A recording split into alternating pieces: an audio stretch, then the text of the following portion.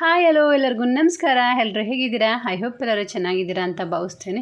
ನಾನು ನಿಮ್ಮ ಪ್ರೀತಿಯ Shaila Satish. Welcome back to my channel. ಇವತ್ತಿನ ನನ್ನ ವಿಡಿಯೋ ಬಂದು ಪ್ರಿಪ್ರೇಷನ್ ಫಾರ್ ವರಮಹಾಲಕ್ಷ್ಮಿದು ಒಂದು ಲಾಗ್ ಆಗಿರುತ್ತೆ.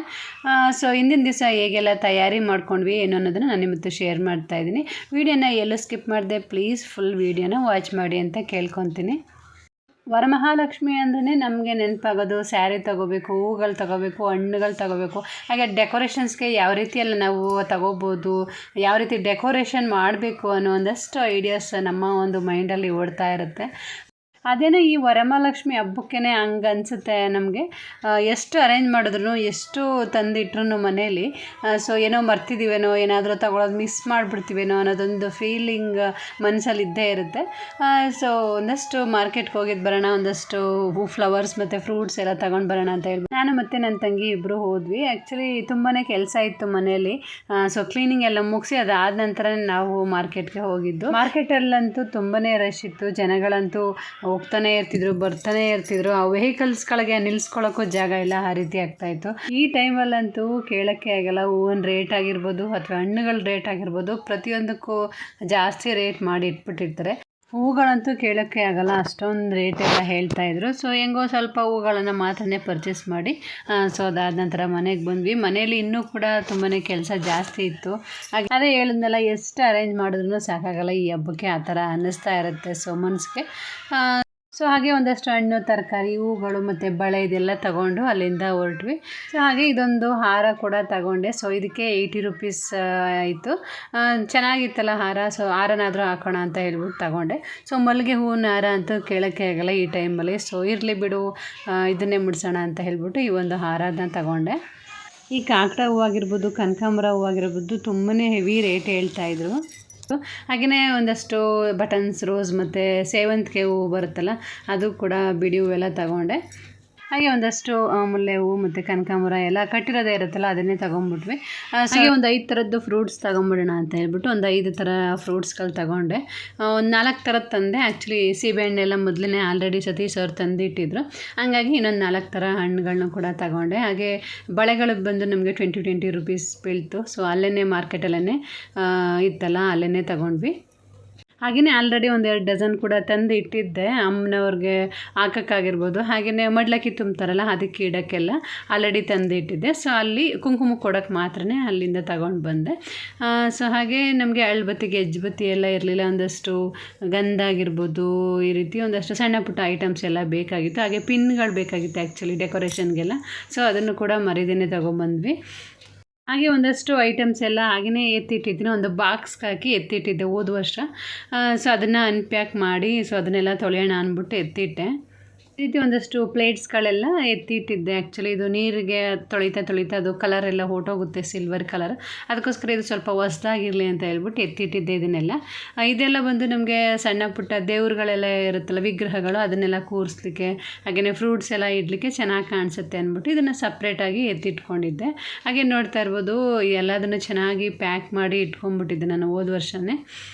ಸೊ ದಟ್ ನಮಗೆ ಎಲ್ಲೂ ಧೂಳು ಕೂಡ ಆಗಲ್ಲ. ಈ ಕೈ ಕಾಲು, ಅಮ್ಮನವರ ಕೈ ಕಾಲಾಗಿರ್ಬೋದು, ಹಾಗೆಯೇ ಬಾಳೆಕಂದು ಇಡ್ಲಿಕ್ಕೆಲ್ಲ ಒಂದು ಕೇಬಲ್ ಇದ್ರದ್ದು ಇದೆಲ್ಲ ಈ ರೀತಿ ಡೆಕೋರೇಷನ್ ಮಾಡಿ ಇಟ್ಕೊಂಡಿದ್ದೆ.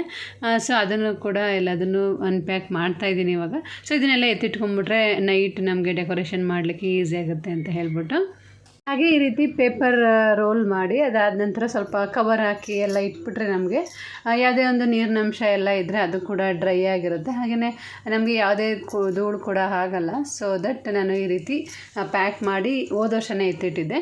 ಸೊ ಇದಾದಮೇಲೂ ಅಷ್ಟೇ, ವರಮಹಾಲಕ್ಷ್ಮಿ ಮುಗಿದ ಮೇಲೆ ಇದೇ ರೀತಿ ಪ್ಯಾಕ್ ಮಾಡಿ ಎತ್ತಿಟ್ಕೊಂಡ್ಬಿಡ್ತೀನಿ. ಆವಾಗ ನಮಗೆ ಕ್ಲೀನಾಗಿ ಇರುತ್ತೆ, ಎಲ್ಲೋ ಧೂಳು ಅನ್ನೋದಾಗಲ್ಲ. ವರ್ಷಕ್ಕೆ ಒಂದು ಸರಿ ಮಾತ್ರ ನಾವು ಯೂಸ್ ಮಾಡೋದ್ರಿಂದ ಜಿರಳೆ ಕಾಟ ಆ ಥರ ಎಲ್ಲ ಆಗ್ಬೋದು. ಅದಕ್ಕೋಸ್ಕರ ಇದೇ ರೀತಿ ಪೇಪರ್ ರೋಲ್ ಮಾಡಿ ಪ್ಲಾಸ್ಟಿಕ್ ಕವರ್ಗೆ ಹಾಕಿ ಎತ್ತಿಟ್ಬಿಟ್ರೆ ಸೊ ಕ್ಲೀನಾಗಿ ನಮಗೆ ನೆಕ್ಸ್ಟ್ ಇಯರ್ ಕೂಡ ಅವೈಲಬಲ್ ಇರುತ್ತೆ. ಹಾಗೆ ಬೆಳ್ಳಿದು ಮುಖವಾಡ ಎಲ್ಲ ನಾನು ಸಪ್ರೇಟಾಗಿ ಎತ್ತಿಟ್ಟಿರ್ತೀನಿ. ಬೆಳ್ಳಿ ಐಟಮ್ಸ್ ಎಲ್ಲ ಇರುತ್ತಲ್ಲ, ಅಲ್ಲಿ ಎತ್ತಿಟ್ಟಿರ್ತೀನಿ. ಈ ಒಂದು ಮುಖವಾಡನ ನಾನು ಈ ರೀತಿ ಒಂದು ಬಟ್ಟೆಯಿಂದ ಕವರ್ ಮಾಡಿ ಅದನ್ನು ಕೂಡ ನೀಟಾಗಿ ಎತ್ತಿಟ್ಟಿದ್ದೆ. ಸೊ ಇದೆಲ್ಲ ಕೆಳಗಡೆ ಹಾಕಿ ಮೇಲ್ಗಡೆ ಅಮ್ಮನವರ ಮುಖವಾಡನ ಎತ್ತಿಟ್ಟಿದ್ದೆ. ಹಾಗೆ ಅಮ್ಮನವ್ರಿಗೆ ಅಂತ ಹೇಳಿ ಈ ಪಾದ ಮತ್ತು ಹಸ್ತದ್ದು ಈ ರೀತಿ ಸ್ಟೋನ್ಸ್ ಎಲ್ಲ ತಂದಿದ್ರು ಸತೀಶ್ ಅವರು. ಲಾಸ್ಟ್ ಇಯರೇನೆ ತಂದಿದ್ರು. ಬಟ್ ಅದು ಸ್ವಲ್ಪ ವೆಯ್ಟ್ ಜಾಸ್ತಿ ಇರೋದ್ರಿಂದ ಏನಾಗ್ತಿದೆ ಅಂದರೆ ಅದನ್ನು ಕರೆಕ್ಟಾಗಿ ನಾವು ಅದನ್ನು ಕೂರಿಸ್ಲಿಕ್ಕೆ ಆಗೋದಿಲ್ಲ, ಆ ಥರ ಆಗ್ತಾಯಿದೆ. ಹಂಗಾಗಿ ಬೇರೆ ಸಪ್ರೇಟಾಗಿ ಏನಾದರೂ ಡೆಕೋರೇಷನ್ ಪರ್ಪಸ್ಗೆ ಅಂತ ಯೂಸ್ ಮಾಡ್ತಾ ಇದ್ದೇನೆ ಅಷ್ಟೇ ಅದನ್ನು. ಸೊ ಫೈನಲಿ ಎಲ್ಲದನ್ನು ಎತ್ತಿಟ್ಟಾಯಿತು. ಹಾಗೆಯೇ ಇದರಲ್ಲೇ ನಾನು ಒಂದಷ್ಟು ಪ್ಲೇಟ್ಸ್ಗಳು ಕೂಡ ಎತ್ತಿಟ್ಬಿಟ್ಟಿರ್ತೀವಿ. ಅಂದರೆ ಹೊಸ್ದಾಗಿ ಇರುವಂತಹ ಪ್ಲೇಟ್ಸ್ಗಳು, ಅಂದರೆ ಹಣ್ಣುಗಳು ಇಡ್ಲಿಕ್ಕಾಗಿರ್ಬೋದು ಅಥವಾ ಆರತಿ ಮಾಡಲಿಕ್ಕೆ ಈ ರೀತಿ ಒಂದಷ್ಟು ಸ್ಟೀಲ್ ಐಟಮ್ಸ್ ಕೂಡ ಬೇಕಾಗುತ್ತಲ್ವ, ಅದನ್ನು ಕೂಡ ನಾನು ಈ ರೀತಿ ತೊಳೆದು ಅದನ್ನು ಕ್ಲೀನಾಗಿ ಒರೆಸಿ ಅದನ್ನು ಕೂಡ ಈ ಒಂದು ಡಬ್ಬದಲ್ಲೇ ಹಾಕ್ಬಿಟ್ಟಿರ್ತೀನಿ. ಸೊ ದಟ್ ನಮಗೆ ಈಸಿಯಾಗಿ ಅವೈಲಬಲ್ ಇರುತ್ತೆ. ಅಂದರೆ ಈ ಹಬ್ಬಕ್ಕೆ ಬೇಕಾದ ಐಟಮ್ಸ್ ಎಲ್ಲ ಒಂದೇ ಕಡೆ ಸಿಗೋದ್ರಿಂದ ಸೊ ಆರಾಮಾಗಿ ನಾವು ಎತ್ತಿಟ್ಕೊಂಡು ಕ್ಲೀನ್ ಮಾಡಿಕೊಂಡು ಇಟ್ಕೊಂಡ್ಬಿಡ್ಬೋದು. ಅದಕ್ಕೋಸ್ಕರ ಇಲ್ಲಾಂದರೆ ಅಲ್ಲಿ ಇಲ್ಲಿ ಹುಡ್ಕೋದಾಗಿರ್ಬೋದು ಅಥವಾ ನಾವು ಬಳಸಿರೋಂತಹ ಪಾತ್ರೆಗಳನ್ನೇ ಮತ್ತೆ ಅದನ್ನು ಕ್ಲೀನ್ ಮಾಡ್ಕೊಂಡೆಲ್ಲ ಬಳಸೋದು ತುಂಬಾ ಹಿಂಸೆ ಆಗುತ್ತೆ. ಹಾಗೆ ಅಷ್ಟೊಂದು ಚೆನ್ನಾಗೂ ಕೂಡ ಕಾಣಲ್ಲ, ಅದೆಲ್ಲ ಸ್ವಲ್ಪ ಹಳೇದಾಗಿರೋದ್ರಿಂದ ಈ ರೀತಿ ಮಾಡೋದ್ರಿಂದ ಸ್ವಲ್ಪ ಹೊಸ್ದಾಗಿರೋಂತಹ ಪ್ಲೇಟ್ಸ್ಗಳು ನಮಗೆ ಅವೈಲಬಲ್ ಇರುತ್ತೆ. ಫೈನಲಿ ದೇವ್ರ ಮನೆ ಎಲ್ಲ ಕ್ಲೀನ್ ಮಾಡಿ ಹಾಗೆ ಈ ಮುಖವಾಡ ಆಗಿರ್ಬೋದು, ಪ್ಲೇಟ್ಸ್ಗಳಾಗಿರ್ಬೋದು ಎಲ್ಲದನ್ನು ಕೂಡ ತೊಳೆದು ಎತ್ತಿಟ್ಕೊಂಡೆ. ಹಾಗೆ ನಮ್ಮ ಬಿಂದಿಗೆ ಮತ್ತು ದೀಪಗಳು ಅದನ್ನೆಲ್ಲ ಕೂಡ ತೊಳೆದು ಎತ್ತಿಟ್ಕೊಂಡಿದ್ದೀನಿ ಇವಾಗ. ಹಾಗೆ ನಮಗೆ ಒಂದು ಟೈಲರ್ ಕತೆ ಏನು ಅಂದರೆ, ಈ ಹಬ್ಬದ ಟೈಮಲ್ಲಿ ಕೆಲವೊಂದಷ್ಟು ಬ್ಲೌಸ್ಗಳ ಆರ್ಡರ್ಸ್ ಬಂದಿರುತ್ತೆ. ಸೊ ಅದನ್ನು ಮಿಸ್ ಮಾಡೋಕ್ಕಾಗಲ್ಲ. ಅಂದರೆ ತುಂಬ ದಿನದಿಂದನೇ ಹಿಂದೆನೇ ಕೊಟ್ಟಿರ್ತಾರೆ ಪಾಪ ನನಗೆ ಹಬ್ಬಕ್ಕೆ ಬೇಕು ಅಂತ. ನಮಗೇನಾಗುತ್ತೆ ಆ ಫಂಕ್ಷನ್ ಈ ಫಂಕ್ಷನ್ ಅಂತ ಅಂದ್ಕೊಂಡು ಸ್ಟಿಚ್ ಮಾಡೋಕ್ಕೆ ಆಗಿರಲ್ಲ, ಹಂಗಾಗಿರುತ್ತೆ. ಸೊ ಇದು ಬಂದು ನಾನು ಇವತ್ತು ಫಿನಿಷ್ ಮಾಡಿಕೊಡ್ಲೇಬೇಕಾಗಿತ್ತು. ಆ್ಯಕ್ಚುಲಿ ಬ್ಲೌಸ್ನ ಸ್ಟಿಚ್ ಮಾಡಿದ್ದೆ, ಬಟ್ ಒಂದಷ್ಟು ಫಿನಿಶಿಂಗ್ ವರ್ಕ್ ಇತ್ತು. ಅಂದರೆ ಈ ರೀತಿ ಬೀಡ್ಸ್ ಎಲ್ಲ ಹಾಕಿ ಈ ರೀತಿ ಹ್ಯಾಂಗಿಂಗ್ ಥರ ಮಾಡ್ತಾಯಿದ್ದೆ. ಆ್ಯಕ್ಚುಲಿ ಇದು ಫ್ರಂಟ್ ಬಂದು ನಾರ್ಮಲ್ ಬ್ಲೌಸ್ ಬರುತ್ತೆ, ಹಾಗೆ ಬ್ಯಾಕ್ ಬಂದು ನಮಗೆ ಬೋಟ್ ನೆಕ್ ರೀತಿ ಬರುತ್ತೆ. ಸೊ ಇದು ಒಂಥರ ಹೊಸ ಟ್ರೆಂಡಿಂಗ್ ಡಿಸೈನ್ ಅಂತಲೇ ಹೇಳ್ಬೋದು. ಅದಕ್ಕೋಸ್ಕರ ಈ ರೀತಿ ಬೀಡ್ಸ್ಗಳನ್ನ ಹಾಕ್ಕೊಂಡು ಹಾಗೆಯೇ ಈ ರೀತಿ ಲಟ್ಕನ್ಸ್ ಏನಿದೆ ಅದನ್ನು ಅಟ್ಯಾಚ್ ಮಾಡಿ ಸೊ ಹ್ಯಾಂಗಿಂಗ್ ಥರ ಮಾಡ್ತಾಯಿದ್ದೀನಿ. ಇದೊಂಥರ ಹೊಸ ಡಿಸೈನ್, ತುಂಬಾ ಇಷ್ಟ ಆಗಿತ್ತು ನನಗೆ. ಆ್ಯಕ್ಚುಲಿ ನಾನೇ ಈ ಡಿಸೈನ್ ಮಾಡ್ಕೊಳ್ಳೋಣ ಅಂತ ಅಂದ್ಕೊಂಡಿದ್ದು ವೈಟ್ ಬ್ಲೌಸ್ಗೆ. ಬಟ್ ಅವರು ಕ್ರೇಪ್ ಸ್ಯಾರಿಗೆ ಈ ರೀತಿ ವೈಟ್ ಬ್ಲೌಸ್ ತಂದು ಕೊಟ್ರಲ್ವಾ, ಹಾಗಾಗಿ ಈ ಡಿಸೈನ್ ಚೆನ್ನಾಗಿರುತ್ತೆ ಅಂತ ಹೇಳಿ ನಾನೇ ಅವ್ರಿಗೆ ಹೇಳಿ ಈ ರೀತಿ ಡಿಸೈನ್ ಮಾಡಿಕೊಡ್ತಾ ಇದ್ದೀನಿ. ಕ್ರೇಪ್ ಸ್ಯಾರೀಸ್ಗೆ ಇದೊಂದು ಟ್ರೆಂಡಿಂಗ್ ಡಿಸೈನ್ ಅಂತಲೇ ಹೇಳ್ಬೋದು. ತುಂಬಾ ಚೆನ್ನಾಗಿ ಕಾಣಿಸುತ್ತೆ. ಈ ರೀತಿ ಲಟ್ಕನ್ಸ್ ಮಾಡಿಕೊಂಡು ಅದಕ್ಕೆ ಒಂದು 3 ಬೀಡ್ಸ್ಗಳನ್ನ ಸೇರಿಸಿ ಈ ರೀತಿ ಅಟ್ಯಾಚ್ ಮಾಡ್ಕೊಳ್ಳೋದಷ್ಟೇ. ತುಂಬಾ ಒಳ್ಳೆಯ ಲುಕ್ ಕೊಡುತ್ತೆ ನಿಮಗೆ. ಫೈನಲ್ ಲುಕ್ ತೋರಿಸ್ತೀನಿ ನಿಮಗೆ ಯಾವ ರೀತಿ ಆಗಿ ಕಾಣುತ್ತೆ ಅಂತ ಹೇಳಿ. ಸೊ ನಿಮಗೆ ಏನು ಅನ್ನಿಸ್ತು ಈ ಡಿಸೈನ್ ಅಂತ ಕೂಡ ಕಮೆಂಟ್ ಮಾಡಿ ತಿಳಿಸಿ.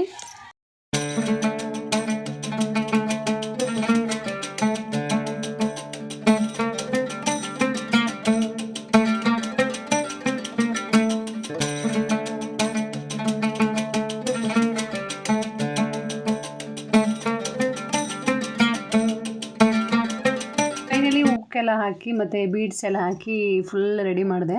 ಹಾಗೆಯೇ ಫಾಲ್ಸ್ ಕೂಡ ಹಾಕಬೇಕಾಗಿತ್ತಲ್ವ ಸ್ಯಾರಿಗೆ, ಅದನ್ನು ಕೂಡ ರೆಡಿ ಮಾಡಿ ಸೊ ಫಿನಿಷ್ ಮಾಡಿ ಕೊಡೋವರೆಗೆ ಆಲ್ಮೋಸ್ಟ್ ಮಧ್ಯಾಹ್ನ ಆಗಿಬಿಟ್ಟಿತ್ತು. ಈ ರೀತಿ ನಾವು ಬ್ಲೌಸ್ನ ಫಿನಿಷ್ ಮಾಡಿ ಅವ್ರಿಗೆ ಹ್ಯಾಂಡ್ ಓವರ್ ಮಾಡಿಬಿಟ್ರೆ ಒಂಥರ ಕೆಲಸ ಮಾಡೋಕ್ಕೂ ನೆಮ್ಮದಿ ಕೂಡ ಇರುತ್ತೆ. ಸೊ ಇದಾದ ನಂತರ ನಾವು ಉಳಿದ ಕೆಲಸಗಳನ್ನೆಲ್ಲ ಮಾಡ್ಕೋಬೋದು. ಅದಕ್ಕೋಸ್ಕರ ಫೈನಲ್ ಮಾಡಿ ಅವ್ರಿಗೆ ಕೊಟ್ಟು ಕಳಿಸ್ದೆ. ಸೊ ಇವಾಗೆಲ್ಲ ಅಣ್ಣ ಮತ್ತು ಬಾಳೆ ಎಲ್ಲ ಬೆಳೀತಾನೆ, ಹಾಗಾಗಿ ಅವನೇ ಕೊಟ್ಟು ಕಳಿಸೋದ್ರಿಂದ ಸ್ವಲ್ಪ ಈ ಸರಿ ಬಾಳೆಹಣ್ಣಿಗೆ ನಾವು ದುಡ್ಡು ಕೊಡೋ ಹಂಗಿಲ್ಲ. ಸೊ ಒಂದು ಜಾಸ್ತಿನೇ ಕೊಟ್ಟು ಕಳಿಸಿದ್ದ, ಒಂದು 4 kg ಅಷ್ಟೇ ಬಾಳೆಹಣ್ಣೆಲ್ಲ ಕೊಟ್ಟು ಕಳಿಸಿದ್ದ. ಸೊ ಆಲ್ಮೋಸ್ಟ್ ಹಬ್ಬಕ್ಕೆಲ್ಲ ಇದೇ ಆಗಿಬಿಡುತ್ತೆ ನಮಗೆ. ಹಾಗೆ ಚೆಂಡು ಹೂವು ಕೂಡ ಅಲ್ಲಿ ಒಂದು 10 ರೂಪೀಸ್ಗೆ ಕೊಡ್ತಿದ್ರಂತೆ ಕೆಜಿಗೆ. ಹಳ್ಳಿ ಅಲ್ವಾ, ಹಾಗಾಗಿ ಕಡಿಮೆಗೆ ಕೊಡ್ತಾರೆ ಬೆಳೆದಿರೋರು, ಹಾಗಾಗಿ ಅದನ್ನು ಕೂಡ ಕೊಟ್ಟು ಕಳಿಸಿದ್ದ. ಸೊ ಅದು ಕೂಡ ಡೆಕೋರೇಷನ್ಗೆಲ್ಲ ಆಗುತ್ತೆ ಅಂತ ಹೇಳ್ಬಿಟ್ಟು ಎತ್ತಿಟ್ಕೊಂಡ್ವಿ. ಹಾಗೆ ಇಷ್ಟೆಲ್ಲ ಮಾಡೋರಿಗೆ ಸ್ವಲ್ಪ ಕಾಫಿ ಕುಡಿಬೇಕು ಅಂತ ಅನ್ನಿಸ್ತಾ ಇತ್ತು. ಸೊ ಬಿಸಿಯಾಗಿ ಸ್ವಲ್ಪ ಕಾಫಿ ಮಾಡ್ಕೊಂಡು ಕುಡಿದ್ಮೇಲೆ ಸ್ವಲ್ಪ ಸಮಾಧಾನ ಅನ್ನಿಸ್ತು. ಈ ಟೈಮಲ್ಲಿ ಜಾಸ್ತಿ ಊಟ ಬೇಕು ಅಂತ ಅನಿಸಲ್ಲ, ಬಟ್ ಮಧ್ಯ ಈ ರೀತಿ ಸ್ವಲ್ಪ ಕಾಫಿ ಕುಡಿತಾ ಇದ್ದರೆ ಸ್ವಲ್ಪ ಎನರ್ಜಿ ಬರುತ್ತೆ ಅಂತಲೇ ಹೇಳ್ಬೋದು. ಹಾಗೆ ವೀಳ್ಯದೆಲೆ ಎಲ್ಲ ತುಂಬ ಚೆನ್ನಾಗಿ ಹಬ್ಬಿದೆ ನಮ್ಮ ಚಿಕ್ಕತ್ತೆ ಮನೇಲಿ. ಸೊ ಅವರೇ ನಮಗೆ ವೀಳ್ಯದೆಲೆ ಎಲ್ಲ ಕೊಟ್ಟು ಕಳಿಸಿದ್ರು. ಹಾಗೆಯೇ ಬ್ಲೌಸ್ ಪೀಸ್ ಕೂಡ ಈ ರೀತಿ ಒಂದು ಜರಿ ಬ್ಲೌಸ್ ಪೀಸ್ ಬರುತ್ತಲ್ಲ, ಅದನ್ನು ಗಿಫ್ಟಾಗಿ ಕೊಡೋಣ ಅಂತ ಹೇಳ್ಬಿಟ್ಟು ತರಿಸಿದ್ದೆ. ಆ್ಯಕ್ಚುಲಿ ನಾನು ಹೋಗಿ ಅವತ್ತು ತರಲಿಕ್ಕೆ ಆಗಲಿಲ್ಲ. ಸೊ ಹಂಗೆ ನನ್ನ ಊರ್ಗಿತಿ ಒಬ್ಬಳು ಸ್ಯಾರಿ ತರಲಿಕ್ಕೆ ಅಂತ ಹೇಳಿ ಹೋಗ್ತಾಯಿದ್ಲು, ರೂಪ ಅಂತ ಹೇಳಿ. ಅವರು ಕೂಡ ಲಾಕ್ಸ್ ಮಾಡ್ತಾರೆ, ಸೊ ನೋಡಿರ್ತೀರಾ ಅಂತ ಅಂದ್ಕೊಂಡಿದ್ದೀನಿ. ಅವ್ರ ಹತ್ರನೇ ನಾನು ಈ ಒಂದು ಬ್ಲೌಸ್ ಪೀಸ್ ಎಲ್ಲ ತರಿಸಿದ್ದೆ. ಸೊ ಸಂಜೆ ಆಗ್ತಿದ್ದಂಗೆ ಮತ್ತೆ ಸ್ನಾನ ಎಲ್ಲ ಮುಗಿಸಿ ಮಕ್ಕಳಿಗೆ ಹಾಲೆಲ್ಲ ಕೊಟ್ಟು ಅಡುಗೆ ಎಲ್ಲ ಮಾಡಿಟ್ಟು ಅದಾದ ನಂತರ ನಾನು ಡೆಕೋರೇಷನ್ ಎಲ್ಲ ಶುರು ಮಾಡಿದೆ. ಈ ಸರಿ ಮನೆ ಕ್ಲೀನಿಂಗ್ದೆಲ್ಲ ಯಾವುದೇ ಒಂದು ವೀಡಿಯೋಸ್ ಏನು ಮಾಡ್ಕೊಳ್ಳೋಕೆ ಹೋಗಲಿಲ್ಲ. ಜಸ್ಟ್ ಈ ರೀತಿ ಒಂದಷ್ಟು ಕ್ಲಿಪ್ಪಿಂಗ್ಸ್ ಇತ್ತಲ್ವ ಅದನ್ನು ಮಾತ್ರ ಆ್ಯಡ್ ಮಾಡ್ತಾಯಿದ್ದೀನಿ. ಸೊ ಸಂಜೆ ಆಗ್ತಿದ್ದಂಗೆ ಎಲ್ಲರಿಗೂ ಕಾಫಿ ಟೀ ಎಲ್ಲ ಕೊಟ್ಟು ಅದಾದ ನಂತರ ಆ್ಯಕ್ಚುಲಿ ಅಡುಗೆ ಎಲ್ಲ ಸ್ವಲ್ಪ ಬೇಗನೆ ಮಾಡಿಟ್ಟಿದ್ದೆ, ಯಾಕಂದರೆ ಇದೆಲ್ಲ ಕೆಲಸ ಇರುತ್ತಲ್ಲ ಹಾಗಾಗಿ. ಸೊ ಸ್ಯಾರಿ ಎಲ್ಲ ಈ ರೀತಿ ಪ್ಲೇಟ್ ಮಾಡಿ ಇಟ್ಕೊಂಡ್ಬಿಟ್ಟೆ ಮೊದಲೇ. ಸೊ ಈ ರೀತಿ ಕ್ಲಿಪ್ ಹಾಕಿ ಇಡೋದ್ರಿಂದ ಸ್ವಲ್ಪ ಟೈಟಾಗಿರುತ್ತೆ. ಸೊ ನಾವು ಡ್ರೇಪ್ ಮಾಡಾದ್ಮೇಲೆ ಕ್ಲಿಪ್ಸ್ಗಳೆಲ್ಲ ರಿಮೂವ್ ಮಾಡ್ಕೋಬೋದು. ಹಾಗೆ ಹ್ಯಾಂಡ್ಸ್ ನಾನು ಸರಿನೇ ಈ ರೀತಿ ತೊಗೊಂಡ್ಬಿಟ್ಟಿದ್ದೆ. ಇದಕ್ಕೆ ಈ ರೀತಿ ಬ್ಲೌಸ್ ಪೀಸ್ನ ಕಟ್ ಮಾಡಿ ಅದನ್ನು ಈ ರೀತಿ ಅಟ್ಯಾಚ್ ಮಾಡ್ಕೊತಾ ಇದ್ದೀನಿ. ಈ ರೀತಿ ನಾವು ಬ್ಲೌಸ್ನ ಅಟ್ಯಾಚ್ ಮಾಡ್ಕೊಳ್ಳೋದ್ರಿಂದ ತುಂಬಾ ಚೆನ್ನಾಗಿ ಕಾಣಿಸುತ್ತೆ. ಒಂದು ರೀತಿ ಬ್ಲೌಸ್ನೇ ವೇರ್ ಮಾಡಿದ್ದೀವೇನೋ ಅನ್ನೋ ರೀತಿ ಕಾಣಿಸುತ್ತೆ. ಸೊ ಮೊದಲೇ ನಾನು ಈ ರೀತಿ ಮಾಡ್ತಾ ಇರಲಿಲ್ಲ, ಒಂದು 2 ಇಯರ್ಸಿಂದ ಈ ರೀತಿ ಮಾಡ್ತಾಯಿದ್ದೀನಿ. ಪರ್ಫೆಕ್ಟಾಗಿ ಕೂರುತ್ತೆ. ಸೊ ನೀವು ಒಂದು ಸರಿ ಟ್ರೈ ಮಾಡಿ, ತುಂಬಾ ಚೆನ್ನಾಗಿ ಕೂರುತ್ತೆ. ಎಡ್ಜಲ್ಲಿ ನಮಗೆ ಈ ರೀತಿ ಬಾರ್ಡರ್ ಬರೋ ರೀತಿ ಮಾಡಿಕೊಂಡು ಜಸ್ಟ್ ಒಂದು 2 ಪಿನ್ಸ್ಗಳನ್ನ ಅಟ್ಯಾಚ್ ಮಾಡ್ಕೊಳ್ಳೋದ್ರಿಂದ ನಮಗೆ ಟೈಟಾಗಿ ಕೂರುತ್ತೆ, ತುಂಬಾ ಚೆನ್ನಾಗಿ ಕಾಣುತ್ತೆ.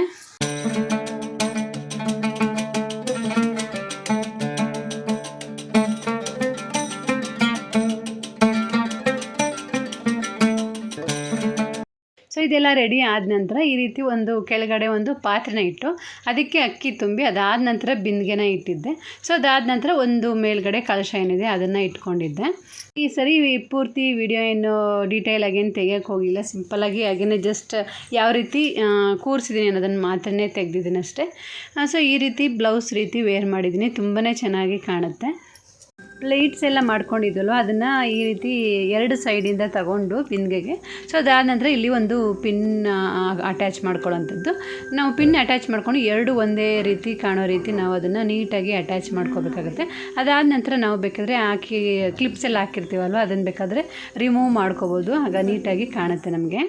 ಸೆರಗು ಪಾರ್ಟ್ ಇದೆಯಲ್ವ ಅದನ್ನು ತಗೊಂಡು ಸೊ ನೀಟಾಗಿ ನಾವು ಸೊ ಮುಂದ್ಗಡೆಯಿಂದ ಹಿಂದ್ಗಡೆಗೆ ಹಾಕಿ ಅದಾದ ನಂತರ ಉಳಿದ ಸೆರಗಿನ ಭಾಗ ಏನಿದೆ ಅದನ್ನು ತಗೊಂಡು ಮುಂದ್ಗಡೆಗೆ ಈ ರೀತಿ ಹಾಕೋತಾ ಇದ್ದೀನಿ. ಈ ಸರಿ ನಮಗೆ ತೀರಾ ಕಷ್ಟ ಅಂತ ಏನೂ ಅನ್ನಿಸ್ಲಿಲ್ಲ, ಈಸಿಯಾಗಿಯೇ ನೆರಿಗೆ ಎಲ್ಲ ನೀಟಾಗಿ ಕುತ್ಕೋತಾ ಇತ್ತು. ಕೆಲವೊಮ್ಮೆ ಏನಾಗ್ಬಿಡುತ್ತೆ ಅಂದರೆ ನೆರಿಗೆಗಳೇ ಸರಿಯಾಗಿ ಕೂರೋದೇ ಇಲ್ಲ. ಸೊ ಪದೇ ಪದೇ ಅದನ್ನು ನಾವು ಸರಿ ಮಾಡ್ಕೊಳ್ಳೋದ್ರಲ್ಲೇ ತುಂಬ ಟೈಮ್ ತಗೊಳುತ್ತೆ. ಬಟ್ ಈ ಸರಿ ಏನು ಅಷ್ಟೊಂದೇನು ಕಷ್ಟ ಅಂತ ಅನ್ನಿಸ್ಲಿಲ್ಲ, ಬೇಗನೆ ಪ್ಲೀಟ್ಸ್ ಕೂಡ ನಮಗೆ ನೀಟಾಗಿ ಕೂತ್ಕೊಂತು. ಹಾಗೆಯೇ ಸೆರಗು ಕೂಡ ಕಷ್ಟ ಅಂತ ಏನೂ ಅನ್ನಿಸ್ಲೇ ಇಲ್ಲ, ಬೇಗನೆ ಕೂತ್ಕೋತು. ಕೈ ಕೂಡ ಅಷ್ಟೇ ಸ್ವಲ್ಪ ಬಾಗೋದು ಆ ಥರ ಎಲ್ಲ ಆಗ್ತಾಯಿತ್ತು. ಬಟ್ ಈ ಸರಿ ತುಂಬಾ ಚೆನ್ನಾಗಿ ನಮಗೆ ವೇರ್ ಮಾಡಿದೆ. ವರಮಹಾಲಕ್ಷ್ಮಿಗೆ ತುಂಬಾ ಖುಷಿ ಆಯಿತು. ಫೈನಲಿ ಈ ರೀತಿ ಡ್ರೇಪ್ ಮಾಡಿದ್ದೆ ನಮ್ಮ ವರಮಹಾಲಕ್ಷ್ಮಿಗೆ ಈ ಸಾರಿ.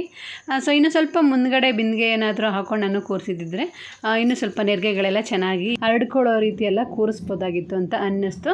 ಬಟ್ ಸ್ಟಿಲ್ ಚೆನ್ನಾಗಿ ಕಾಣಿಸ್ತಾ ಇತ್ತು ಅಂತ ನನಗನ್ನಿಸ್ತು. ನಿಮ್ಗೇನು ಅನ್ನಿಸ್ತು ಅಂತ ಕಮೆಂಟ್ ಮಾಡಿ ತಿಳಿಸಿ. ಆ್ಯಕ್ಚುಲಿ ಪ್ರಶಾಂತ್ ಬಂದು ಬ್ಯಾಂಗ್ಳೂರಿಂದ ಬಂದಿದ್ದರಿಂದ ಸ್ವಲ್ಪ ಟಯರ್ಡ್ ಆಗಿದೆ ಅಂತ ಹೇಳಿ ಹೋಗಿ ಮಲ್ಕೊಂಡ್ಬಿಟ್ಟಿದ್ದೆ. ಸೊ ಪ್ರೀತು ಕೈಯಲ್ಲಿ ಕೊಟ್ಟಿದ್ದೆ ಈ ರೀತಿ ಚೆಂಡು ಎಲ್ಲ ಪೋಣಿಸ್ಕೊಡು ಬಾಗಿಲಿಗೆ ಹಾಕೋಕ್ಕೆ ಅಂತ ಹೇಳ್ಬಿಟ್ಟು. ಸೊ ಅವ್ನು ಮುನ್ಸ್ಕೊಳ್ತಾ ಇದ್ದ, ನನ್ನನ್ನು ಮಾತ್ರ ಮಾಡು ಅಂತ ಹೇಳ್ತೀರಾ, ನಿಮ್ಮ ದೊಡ್ಡ ಮಗನಿಗೇನು ಹೇಳೋದೇ ಇಲ್ಲ, ಅವನನ್ನು ಕರೀರಿ ಅಂತ ಎಲ್ಲ ಹೇಳ್ತಿದ್ದ. ಇಷ್ಟ ಏನು ಗೊತ್ತಾ, ಇದು ಕೇಬಲ್ ವೈರ್ದು ಇದನ್ನು ರೀಯೂಸ್ ಮಾಡ್ತಾಯಿದ್ದೀನಿ.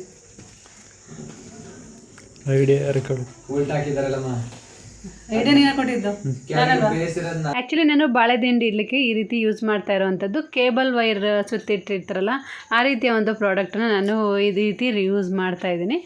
ತುಂಬಾ ಚೆನ್ನಾಗಿ ಕಾಣಿಸ್ತಾ ಇತ್ತು. ಆ್ಯಕ್ಚುಲಿ ನಾನು ಉಲ್ಟಾ ಇಡ್ತಾಯಿದ್ದೆ, ಅಕ್ಕಿ ಹಾಕ್ಬಿಟ್ಟು ಆಮೇಲೆ ಹಾಕೋಣ ಅಂತ ಅಂದ್ಕೊಂಡಿದ್ದೆ. ಬಟ್ ಅಲ್ಲಿ ಓಲಿದ್ದರಿಂದ ಪ್ರಶಾಂತ್ ಹೇಳ್ದೆ ಅದರಲ್ಲಿ ಯಾಕೆ ಅಮ್ಮ ಅಂತ. ಸೊ ನನಗೂ ಬೆಟರ್ ಐಡಿಯಾ ಅಂತ ಅನ್ನಿಸ್ತು. ಸೊ ನಾನು ಹೇಳ್ಕೊಟ್ಟಿದ್ದ ಐಡಿಯಾ ಅಂತ ಹೇಳಿ ಅಮ್ಮ ಅಂತೆಲ್ಲ ಹೇಳ್ತಾ ಇದ್ದೆ. ಸೊ ಅದಕ್ಕೆ ನಗ್ತಾ ಇದ್ವಿ. ಸೊ ಫೈನಲಿ ನಾನು ಇದೆಲ್ಲ ಮುಗಿಸೋವರೆಗೆ 2 ಗಂಟೆ 3 ಗಂಟೆ ಆಗೇ ಬಿಟ್ಟಿತ್ತು. ಸೊ ನಾನು ರೆಸ್ಟ್ ಮಾಡೋಕ್ಕೋದ್ರೆ ತುಂಬಾ ಟೈಮ್ ತೊಗೊಂಡ್ಬಿಡುತ್ತೆ. ಸೊ ಕಳಶ ಎಲ್ಲ ಕೂರಿಸಿ ಇದೆಲ್ಲ ಮುಗಿಸೇ ಬಿಡೋಣ ಅಂತ ಹೇಳ್ಬಿಟ್ಟು ಕಳಶ ಎಲ್ಲ ಹಾಕಿ ಸೊ ಈ ರೀತಿ ಒಂದಷ್ಟು ಡೆಕೋರೇಷನ್ ಎಲ್ಲ ಮಾಡಿ ಮುಗಿಸ್ಕೊಂಡೆ. ಎಲ್ಲ ಮಾಡ್ಕೊಂಬಿಟ್ರೆ ನೆಕ್ಸ್ಟ್ ಇನ್ನುಳಿದ ಕೆಲಸಗಳೆಲ್ಲ ನಾವು ಮತ್ತೆ ಸ್ನಾನ ಮಾಡ್ಕೊಂಡು ಮಾಡೋಣ ಅಂತ ಹೇಳ್ಬಿಟ್ಟು ಇದಿಷ್ಟರ ರೆಡಿ ಮಾಡ್ಕೊಂಡಿದ್ದೀನಿ. ಇನ್ನು ದೇವರಿಗೆ ಅರಿಶಿನ ಕುಂಕುಮ ಅಕ್ಷತೆ ಎಲ್ಲ ಹಾಕೋದು ಅದೆಲ್ಲ ಉಳಿದಿತ್ತು. ಸೊ ಅದೆಲ್ಲ ಬೆಳಗ್ಗೆ ಮಾಡ್ಕೊಳ್ಳೋಣ ಅಂತ ಹೇಳ್ಬಿಟ್ಟು ಹೂವೆಲ್ಲ ಹಾಕಿ ಹಾಗೆ ಚಿನ್ನ ಎಲ್ಲ ವೇರ್ ಮಾಡಿ ಇದಿಷ್ಟನ್ನು ಮಾಡಿ ಮುಗಿಸ್ಕೊಂಡೆ. ಮತ್ತು 1 ಅವರ್ 2 ಅವರ್ ರೆಸ್ಟ್ ತಗೊಂಡು ಅದಾದ ನಂತರ ಉಳಿದ ಕೆಲಸಗಳನ್ನು ಮಾಡ್ಕೊಂಡಿದ್ದೀನಿ. ಸೊ ಅದೆಲ್ಲ ಬಂದು ನೆಕ್ಸ್ಟ್ ವೀಡಿಯೋದಲ್ಲಿ ಶೇರ್ ಮಾಡ್ತೀನಿ. ಹಾಗೆ ನಮ್ಮ ಅತ್ತಿಗೆ ಮೊಮ್ಮಕ್ಕಳಿಗೆ ಅಂತ ಹೇಳಿ ವರಮಹಾಲಕ್ಷ್ಮಿಗೆ ಅಂದರೆ ಲಂಗ ಬ್ಲೌಸೇ ಚೆನ್ನಾಗಿ ಕಾಣಿಸುತ್ತೆ ಅಲ್ವಾ. ಬೇರೆ ಟೈಮಲ್ಲೆಲ್ಲ ವೆಸ್ಟರ್ನ್ ವೇರ್ಸ್ ಎಲ್ಲ ಹಾಕ್ತಾರೆ. ಬಟ್ ವರಮಹಾಲಕ್ಷ್ಮಿಗೆ ಈ ರೀತಿ ನಮ್ಮ ಟ್ರೆಡಿಷನಲ್ ಡ್ರೆಸ್ ಹಾಕಲಿ ಅಂತ ಹೇಳ್ಬಿಟ್ಟು 2 ಲಂಗ ಬ್ಲೌಸ್ನ ಸ್ಟಿಚ್ ಮಾಡಿದ್ದೆ. ದೊಡ್ಡದಕ್ಕೆ ಮೊಮ್ಮಗಳು ಖುಷಿ ಅಂತ ಹೇಳಿ, ಹಾಗೆ ಚಿಕ್ಕದಕ್ಕೆ ಮೊಮ್ಮಗಳು ಕೃಷಾ ಅಂತ ಹೇಳಿ ಇಬ್ಬರದು ಟ್ವಿನ್ನಿಂಗ್ ಆಗ್ತಾ ಇದೆ ಈ ಸಾರಿ. ಯಾವ ರೀತಿಯಾಗಿ ಕಾಣ್ತಾರೆ ಏನು ಅನ್ನೋದು ನಾನು ನಾಳೆ ಶೇರ್ ಮಾಡ್ತೀನಿ.